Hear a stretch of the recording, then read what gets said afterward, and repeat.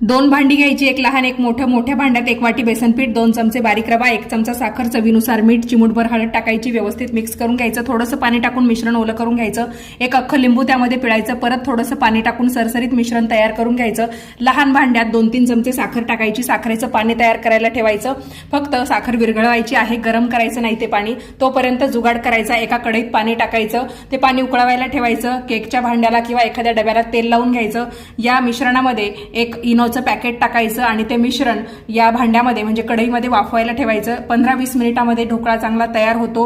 पूर्ण थंड झाल्यावरच ढोकळा बाहेर काढायचा आणि पूर्ण थंड झाला की मग त्याचे आपण काप करायचे. त्याच्यावर साखरेचं पाणी टाकत राहायचं. 2-3 वेळा करून साखरेचं पाणी टाकायचं म्हणजे ते आतपर्यंत मुरतं आणि नंतर शेवटी खायच्या वेळा फोडणी देऊन त्या ढोकळ्यावर टाकायची. इथे आपला मस्त स्पॉन्जी असा ढोकळा घरच्या घरी तयार झालेला आहे.